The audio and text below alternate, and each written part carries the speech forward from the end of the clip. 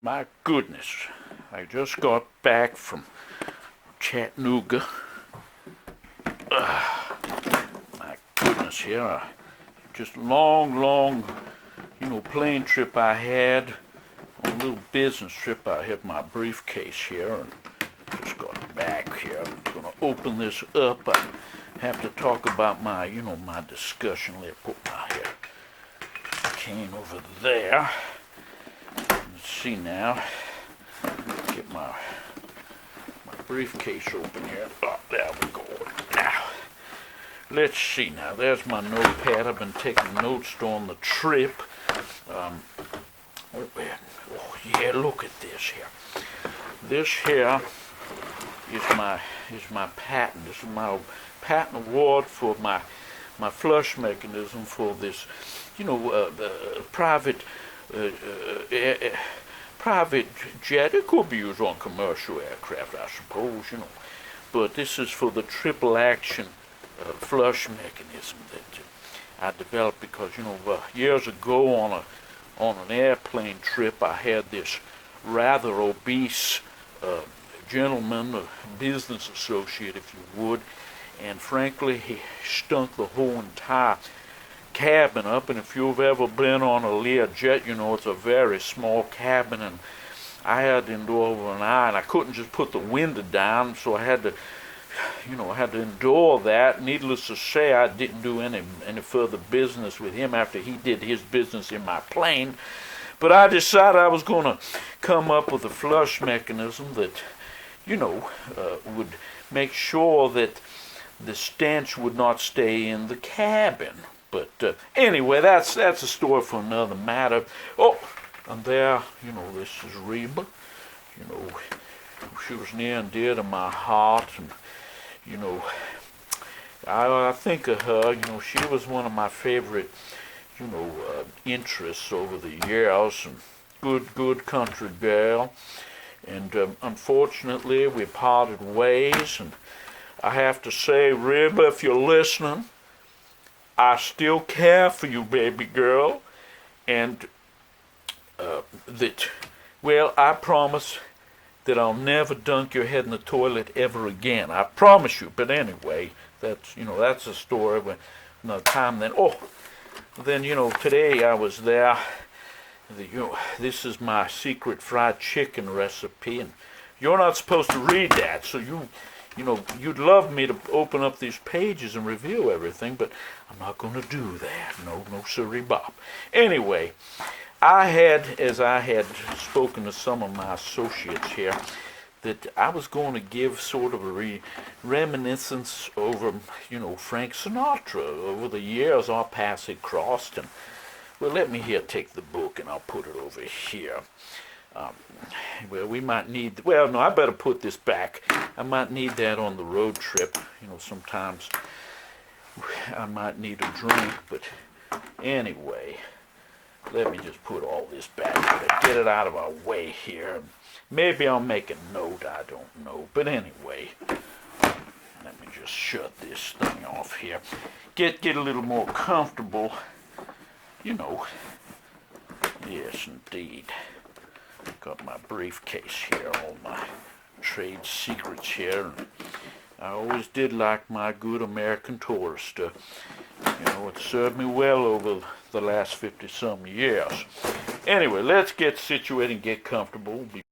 So anyhow, here we are. I told some of my close associates that I was going to give a talk. Here, let me get more comfortable. I'm going to take my traveling gloves off. I usually wear these when I'm out, traveling around. I actually had my last video. I actually had some ungrateful bastard actually criticize my nails, saying that, they're kind of dirty and they're not manicured. Listen, I'm a working man. I'm not like you. I'm sitting around, drinking all day, watching videos on the internet. I actually have, I'm managing my businesses here. Let me adjust this here a little bit. Yes, but anyway, so I had someone ask me about, Sinatra came up over the years, and, I actually knew him, not very well. I'm not going to lie to you and say he was my best buddy, but I did, know Sinatra. I ran into him starting when I was working out, trying to be a manager, which I did for a number of years. I still managed some talent over the years, and occasionally I'd run across Sinatra and some other notable personalities, and sometimes I've had people ask me, "Well, Colonel, what could you give us a few stories, tell us a few things?" Well, I was on I was there, but I wasn't in the intimate circle of Sinatra. And I decided if I was going to give some commentary, I would do it in the form of, looking through this here picture book. So, I thought we'd start here. Now, the cover shows Sinatra in his classic, late 1950s, early 60s, the raincoat, he's got the fedora hat. That was before Kennedy came in and made all the hats basically go away. You were some sort of square if you're wearing a hat. That's kind of the image he projected, but he'd be for another time talking about him. But there's Sinatra again in the same shot. And then here's some of the people that he knew back in the day, like Ava Gardner. He went, frankly speaking, he went apeshit over her. And she was a Southern gal, and I met her a couple times, although she, she wasn't too amenable to the Colonel's overtures. I tried to sign her as a client, to manage her as a talent, but the big studios already had their hooks into her, and then Sinatra, and if you look cross-eyed at her, Sinatra was ready to rip your throat out, and and here's Robert Mitchum, who and what did he say? Oh yes, here's what he said. He said, "The only man I'd be afraid to fight is Frank Sinatra. I might knock him down, but he'd keep getting up until one of us was dead." And that's a true statement. That's Sinatra. He had a very long memory, and he did not forgive and forget. And but there's comments. And then Bogart. Bogart, he was the ultimate cool guy in Hollywood. There's no question about that. And when I ended up getting out in Hollywood, by then, Bogart, it was past the heyday of the 30s and 40s. I ended up getting into Hollywood after my riverboat gambling, which I've done up to this day. But I got to Hollywood in like the early 1950s, and he was still one of the coolest guys. And then here's this Judy Garland, who she seemed so nice. As long as she wasn't drunk. When she was drunk, she was one of them ugly, foul-mouthed drunks, and, I didn't know her that well, and I can't say that I missed anything, but anyway. Here we are. Look, here's some other personalities here. Now, this guy was a real piece of work, this Phil Silvers. I'm digressing from Sinatra, but these are some of the people that were around at that time. And Phil Silvers, now, he was this guy here, he would pretend, he was, very friendly at times, maybe not so friendly at times, but he was a guy that, I don't think he liked me, and I know I didn't like him, and he just, he was sort of a character actor, but and even here, he's kind of ripping on Sinatra. Frank doesn't know how to express affection. He does it with expensive gifts. And he was probably mad he didn't get any of those expensive gifts. And then, now this guy here, he was a real piece of work, a weasel. This is Peter Lawford. Now, I first crossed paths with him in the early 1950s. I was an aspiring agent. I did try my hand at some acting, and you know, the studios, well, they kind of typecast me. I don't know why. I think I could be a very versatile actor. But anyway, he was there, and I believe he had a contract with the MGM, and I did try to, I was starting out in my managing, and I did talk to him about managing his career, although I have to admit I didn't have much to work with. Yes, he was one of them tall guys. He had the British accent, and he thought that the money would just fall his way in the past. But anyway, I talked to him, and I says, well, why don't you come to my office and we'll discuss, perhaps what options I'd have to manage you. And, well, he made a very bizarre invitation to me. He says, well, why don't you come over to my apartment building? They have a swimming pool, and we can go swimming together. And talk about, my career. And I said, no, if I'm going to talk to you about your career, I'm not going to damn well be doing it in my skivvies, swimming around in some pool with you. And I just, I had my doubts about him. And I think over time, I think they've been proven right. And look, even in this here picture, he's wearing like a hippie outfit. This was like in the late 60s, early 70s. He was trying to make out he was still relevant, but his career, once Frank Sinatra basically pulled the plug on him, because you all know the story. He was used by the Kennedys to get Frank to help the Kennedys win the 1960 election, and then when Kennedy was elected, they kind of discarded Frank and didn't want to associate with him because he knew some people that they, thought would be considered disreputable. And his career went really nowhere. And then, as you know, which in a future episode I'll talk about his involvement in the Marilyn Monroe situation, in 1962 when she turned up dead. But, that's something for another time. And then, of course, Angie Dickinson, very beautiful woman, and yes, very nice to the Colonel, and she was very nice indeed. And she's somebody that, well, I don't know what her involvement exactly. Well, I do have an idea, but that might be for another time. But she was very friendly to Frank, and she kind of hung out in the periphery, and she was there, doing movies and stuff, and she was in with the big wigs. She did a John Wayne film, and she was hobnobbing with Frank. But what did she say about Frank? What can I say about Frank Sinatra? Well, what did you say?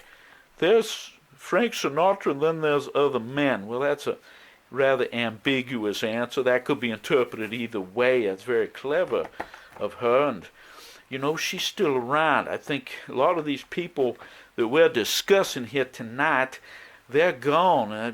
Very few of us are still around. She's still around.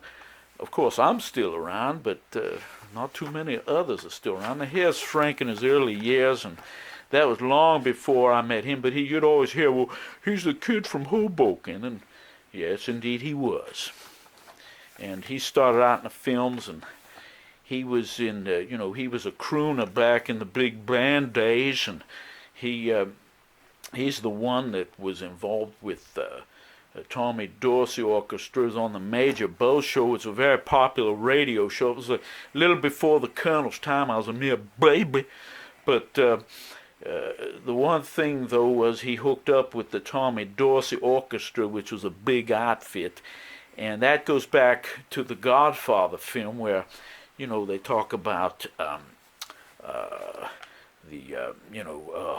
Johnny Fontaine trying to get out of his band director contract, and they say that was based upon Frank Sinatra. He had some of the alleged mobster connections, and they got him out of the contract. And after that, he had a solo career. He went into films. He did, signed with MGM. did a lot of different things there, and he's in the, he was a real heartthrob in those days, and he went on, and there he is later years with Bing Crosby, who was not a very friendly guy. I have to say, he wasn't very friendly, very nice to the Colonel, and I'm sure he certainly didn't like the competition that Sinatra gave him. And then here's another picture of Sinatra with that's a real stupid looking, like, quasi bow tie. I never liked those back then. I still don't like them. And here's some other shots of Frank. And they talk in the book about the underworld connection. And, I'm not going to say much. There's been much speculation and different things. I do know that he was very close to Sam Giancana and, Carlo Gambino and those fellas. And I did cross paths with them in my gambling riverboat career. And, and I did do some things in Las Vegas. Well, that needs cleaned out. And, damn it, where's my cigar? I don't have a cigar here. That girl. I have this girl clean this, and she's supposed to restock the cigars. And, well, at least I do have my drink. I'm going to have a little bit of that. But anyway, I want to kind of continue on with the program. So, my paths had crossed with some of these fellas because they thought I was winning too much. And they made it clear, that they didn't like it when I was beating them at their own game. And I had to be very careful, which games I was involved with. And they backed Sinatra, Sinatra ended up, long story short, he ended up, after he had his MGM film contract, that they cut him because he went apeshit over Ava Gardner. He was a married man, and it was scandalous, and he carried on, and then, MGM they dumped his contract, and his record sales plummeted, and his gangster friends, they gave him employment, and I'm talking like the late 1940s at this point, and he had that association over the years, and I tried to tread very carefully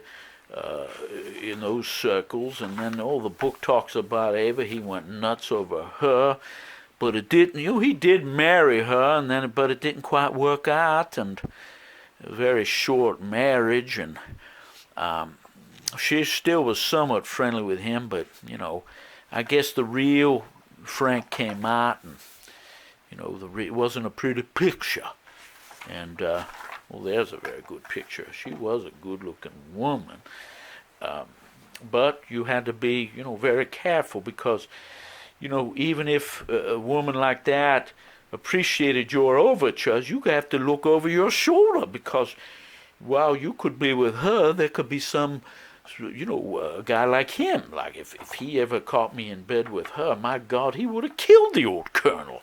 Fortunately, he never caught me, and well, gentlemen don't tell tales out of school. And next page here, well, she's in disguise, and I'm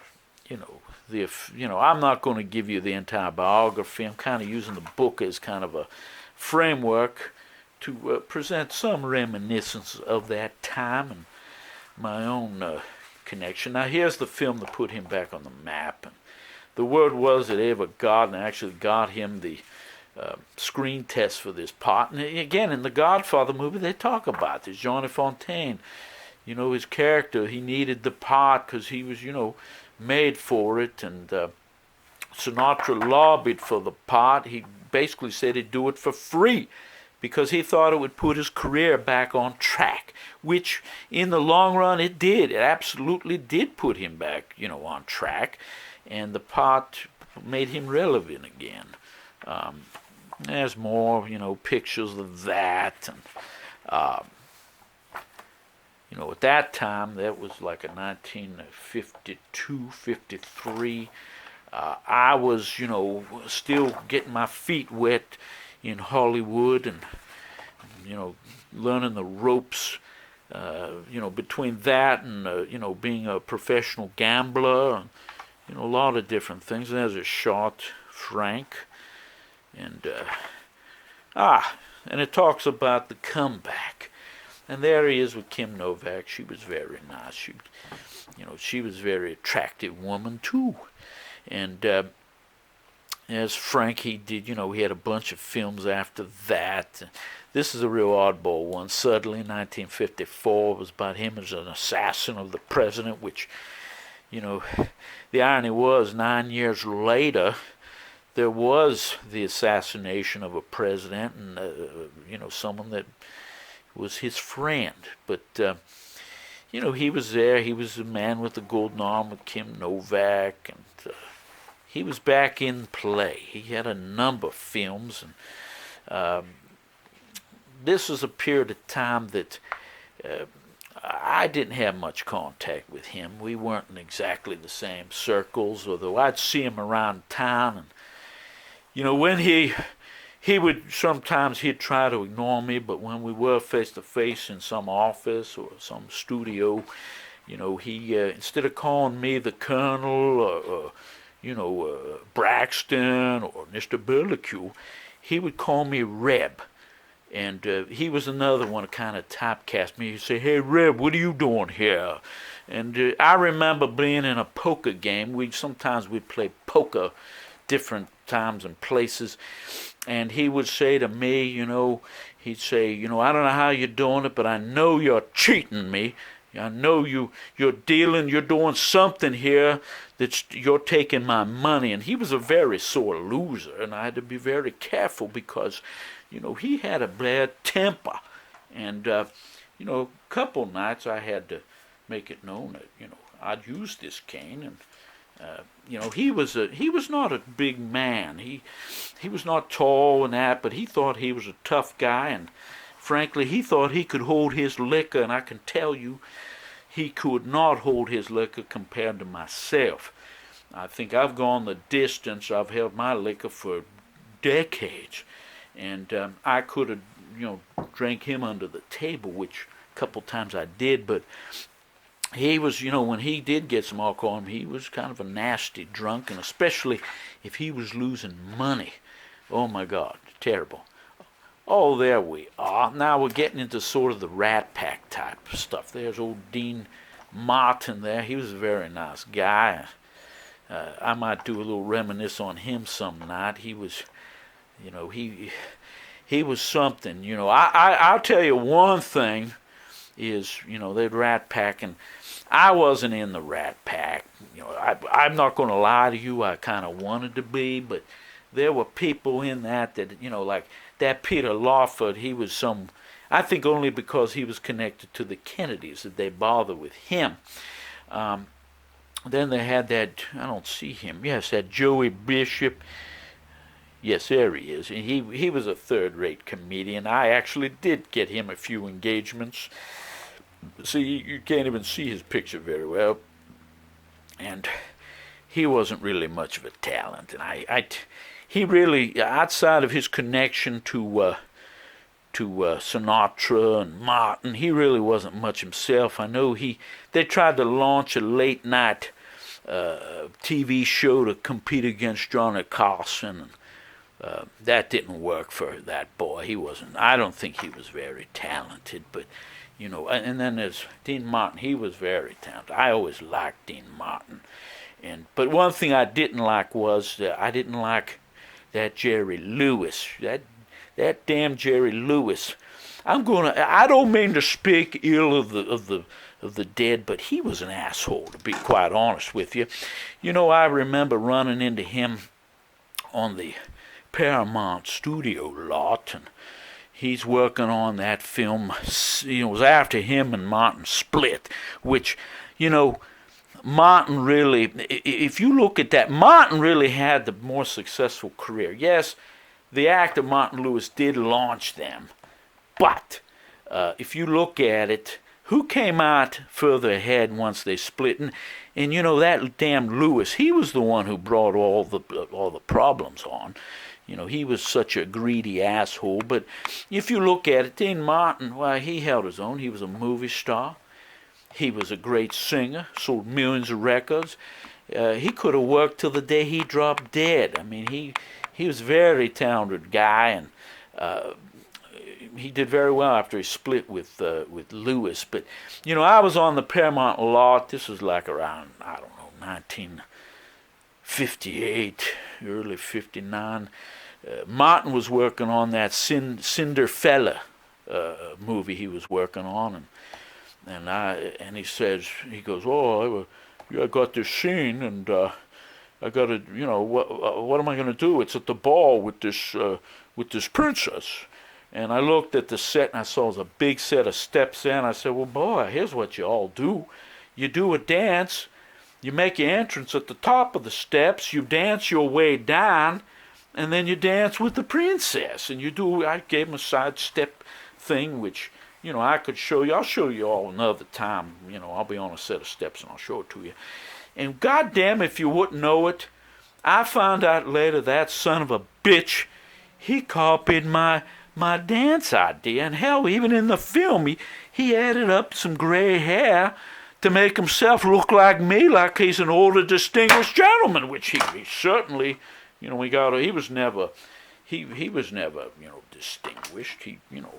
But anyway, I digress. We're talking about Frank Sinatra here, so we're going to continue on. Oh yes, Brando. I could go on about Brando. He was a real kooky guy, but anyway, they were in that Guys and Dolls film together. That was back in 1955, and let me see here. Oh yes, and then and it says right here in the book, he had irrational vendettas and flights of fury. Were harder to justify. I mean, he was very ill-tempered, but I will give him credit. He had no shortage of women coming around and wanting to associate. But that all goes back to the Colonel Burlique principle of attraction. The more money you have and the higher your age, you got to have the high money to keep the young women interested at you at your higher age. And he certainly was able to do that despite his temper. There, he's different women, which, if I had more time, we'd talk about it. But, yes, he was involved with several women, different women. And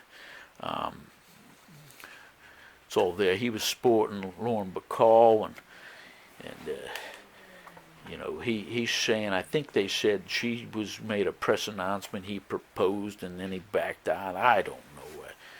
That's mere speculation on my part if I talk about that. And then he had, he went to the small screen, did some shows, and, this part of the book talks about the politics, his involvement, and, after the Kennedys basically disowned him, remarkably enough, he actually went over to the Republicans, and he was at the White House. There's Reagan, and Frank never forgot. I mean, he would always, if you crossed the boy, he certainly he would not forget it, or if he thought that you crossed him. Now here, this is a real oddity. He took up with this here gal, and she was a bit of a waif. I think kind of that was an opportunist thing. She was a young gal, and she went for him, and again, the Burlique principle of money. And then later she got involved with this little goofy Woody Allen, which, that's subject another story, that boy. A real kook if I ever saw one. And her and Frank parted ways, and, this goes on to the end. And then, in his later years, he gave these mega concerts, which were very well attended. And then here it talks about his family, and there, I believe that's Nancy Sinatra, and then they talk about that crazy kidnapping thing back then. You can research, and there's Nancy Sinatra, and she was actually quite an attractive girl, and I got to know her and her boots, and if Frank ever knew the truth, he would have killed me, but kind of it was my way of getting kind of revenge against him, and enjoying myself at the same time. But I'm not going to say anything any more about that. But and there's Frank at the end, and whoop. But anyway, he did it. I did it my way, and well, so did I. But that's just a little quick reminisce on Frank Sinatra. One story I do have that wasn't shown in the book, and I might talk about a little bit more when I do. I talk a quick reminiscence about Marilyn Monroe. It was about 1954. Marilyn had split up from Joe DiMaggio, and Joe DiMaggio and Frank they were friends, and I had a small apartment, in Los Angeles, and by coincidence there was a Fox studio writer who also had an apartment in that building, and one night I was leaving the building. And what was interesting was Marilyn was involved with this writer at the time when she had just split with DiMaggio, and DiMaggio was very possessive and friends with Sinatra. And anyway, I'm leaving the building one night, and there is, of all things, Frank Sinatra and Joe DiMaggio and that Lawford character. They were at the front of the building. They were going to go in the building, and I knew there'd be trouble. And he said, Sinatra was surprised to see me, and he said, "Well, Reb, what are you doing here?" And I said, "Well, I have an apartment here." And he asked me, he says, "Well, you know where so and so's apartment is?" And I said, "Oh yes, that I did know where it was, but." I thought, well, I knew Marilyn was actually in the building. I thought I had a good idea she was still there. And I thought, if I tell Sinatra and DiMaggio which apartment it is, because the cards were not all, they weren't sure which it was, and they weren't sure which apartment it was, and the tags on the mailboxes weren't there. And some of them weren't there, including the one they were interested in. They didn't know exactly who it was. They had what I found out later was they had a private detective tailing Marilyn, that DiMaggio hired, and they tracked her to the building. And I think when Sinatra saw me, he half suspected I was the guy. But I think when he saw me leaving without Marilyn, that he knew I wasn't the guy, and they had an idea that it was somebody that worked at the Fox studios. And he goes, "Reb, do you know where, apartment, did you see Marilyn here, and do you know where this apartment?"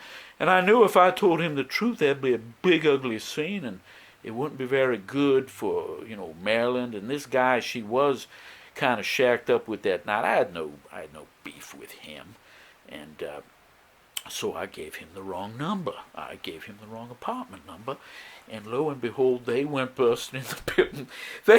They kicked the door in, and it was a little old lady's apartment. She was the only one that lived there, and it ended up they had the wrong apartment, and it turned into a lawsuit.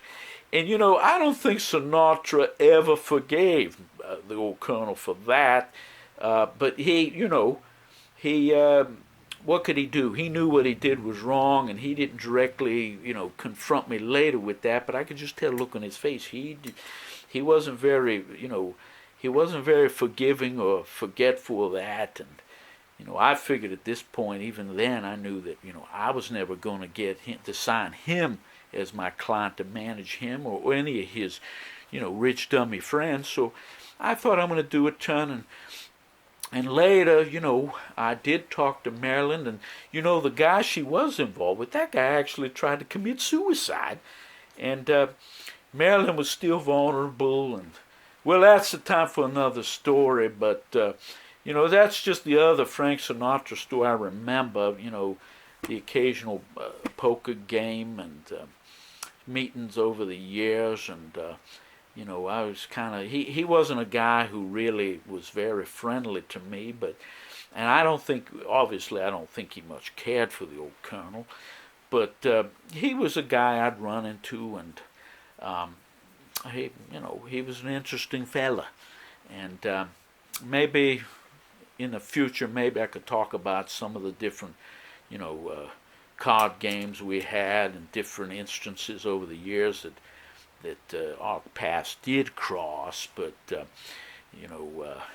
I just thought I'd give this little talk. Somebody had pointed this book out and asked me, did I ever run across him? And I did. But that's all I really, I wanted to get into here tonight. And I thank you all for watching. And I've got a lot of topics. We're going to be talking about the how to pick up women course. I'm going to do some more reminiscence of. Apparently, you people are very filthy. You're very filthy. You actually gave me my highest viewed video talking about that scumbag Ron Jeremy, and I had other people say, hey, they want to hear about these things, and so I'm going to talk about some of the different people involved in that off-color porn industry that I ran across, because I did manage some of these people, and